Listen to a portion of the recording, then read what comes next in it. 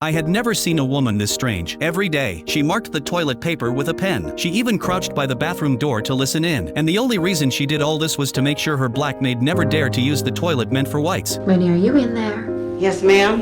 And just what are you doing? The moment she heard that, the maid flushed the toilet. That single sound drove the lady of the house into a rage. Get off my toilet! Minnie was thrown out on the spot, losing her job, but she wasn't about to bow her head. She was ready to fight back in her own way. The very next morning, she showed up at Hilly's house with a special chocolate pie. She pretended to apologize for what she had done. Hilly, unaware, sat there eating the pie while tossing insult after insult. Minnie had held back long enough. Eat my shit. What'd you say?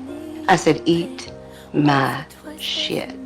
Hilly froze, unable to believe what she just heard. But by then, half the special pie was already gone. Sick to her stomach, she ran straight to the bathroom. And for the first time, Minnie felt a rush of pure satisfaction. What she didn't know was that Hilly wasn't done. To strike back, Hilly spread rumors through the town. She told people Minnie had a terrible disease and accused her of being a thief. Overnight, no one in town would hire her. But Minnie wasn't one to stay down for long. Soon she knocked on the door of Hilly's sworn rival, Celia. Celia had always loved defying Hilly, and when she heard Minnie's story, she hired her right away. The estate was huge, which meant the work would be heavy. But when they sat down to discuss the job, Minnie couldn't believe her ears. Double the pay, at least 3 days off every week, and never more than 5 hours a day. The deal sounded too good to be true. Celia finally explained why. She had to hide the maid from her husband. If he ever found out, the consequences would be unthinkable. Minnie didn't have much choice. She needed the work. But what she found in Celia's house was something new: respect. Minnie patiently taught Celia how to cook, walking her through every detail. And when it came time to eat, Celia insisted they sit at the same table. No matter how many times Minnie reminded her that maids never sat with their employers, Celia refused to change. The contrast couldn't have been sharper. Hilly, after her slice of chocolate pie, was as cruel as ever. She suggested every white family build separate toilets outside for their black maids. She claimed the maids were unclean and shouldn't share facilities with whites. The other women all nodded in agreement. Soon, outdoor toilets for maids started appearing across the town. Meanwhile, Hilly found a new maid, Yule May. Yule May was desperate for money to send her children to college. She begged Hilly for an advance on her pay, but Hilly refused, mocking her and sending her away humiliated. One day while cleaning, Yule May found a ring hidden behind the sofa. It was enough to solve her problems. After a long struggle with herself, she slipped it into her pocket. The next morning, she was arrested as soon as she stepped off the bus, and Hilly stood by, watching with satisfaction. News of Yule May's arrest spread quickly. Fear gripped the town. Minnie wanted to talk it over with her best friend Aibileen, but when she opened the door, she saw a white girl sitting inside. Minnie couldn't believe her eyes. In a world built on prejudice, no white person ever came to their homes. The girl introduced herself as Skeeter, a journalist. She wanted to write down the maids' stories, to show the world their lives and their struggles. Her arrival brought hope to the women. Every night they gathered, sharing their pain and memories. Skeeter wrote down every word. Their stories weren't just confessions, they were weapons against injustice. But while the maids spoke in secret, Hilly and her friends were planning a charity auction. They claimed it was to help starving children in Africa. They asked Skeeter to put the notice in the paper. She agreed, but inside she felt sick. At the auction meetings, Skeeter witnessed open acts of racism, and she knew she had found her story. That night, as she edited the notice, she made a small change. Instead of asking for coats, she wrote down toilets. The next morning, Hilly's lawn was piled high with old toilets. Neighbors stopped to laugh and point. Her pride was shattered. When Skeeter turned in her draft, her editor was shaken, but she wanted more. Two maids' voices weren't enough. They needed many. So Minnie and Aibileen reached out. One by one, more maids came forward. They poured out their pain, their fear, their stories. Skeeter listened carefully, capturing every detail. Late one night, Aibileen shared her deepest wound. Her son had been struck and killed by a white driver. Even so, she never let bitterness touch the children she cared for. In her lifetime, she had raised 17 white children as her own. Her current employer, Elizabeth, could barely stand her own daughter. She refused even the smallest act of affection. So Aibileen gave the little girl all the love her mother withheld. But no matter how much she gave, she was treated with contempt. After the maids' stories were gathered, Skeeter decided to include her own. The story of Constantine, the maid who had raised her. Constantine wasn't just a caretaker. She was Skeeter's foundation. When Skeeter was mocked for her looks or shut out by her peers, Constantine was always there, telling her to be strong and to believe in herself. But when Skeeter returned home from college, Constantine was gone. Her mother finally told her the truth. At a dinner party filled with white guests, Constantine's daughter showed up uninvited. To Skeeter's mother, it was unforgivable. That night, after 29 years of loyal service, Constantine was fired. By the time Skeeter tried to make things right, Constantine had already passed away. You broke her heart.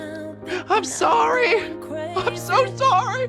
In time, a book filled with their voices was published. Its title was The Help. The town was thrown into chaos. Everyone whispered about who the stories were really about, especially the chapter about the chocolate pie, though all names were changed. People guessed anyway. Hilly insisted it was all lies, but the very next day, she stormed off to confront Skeeter. She threatened to sue, but Skeeter stood her ground. If Hilly went to court, everyone would know the truth about the pie. Hilly fell silent. In her fury, she turned on Aibileen, accusing her of theft. Elizabeth knew Aibileen was innocent, but under Hilly's pressure, she fired her anyway. Before leaving, Aibileen held the child she had raised one last time, though the girl wasn't hers. Aibileen had loved her as if she were. Even in the face of cruelty, Aibileen gave nothing but love. No degree, no status, only patience, kindness, and strength. As for Minnie, she continued working for Celia. One day, she sensed someone following her. A car door opened. Terrified, she ran, but it was only Celia's husband. He told her he knew everything. He knew Celia could never have become so skilled in the kitchen without help, and he had seen how much better Celia was doing since Minnie arrived. Celia had miscarried 4 times. She was broken inside, but Minnie's care gave her strength. Day by day, she came back to life. To thank her, Celia spent an entire day preparing a grand dinner. Her eyes shone with gratitude as she said, I ain't losing my job.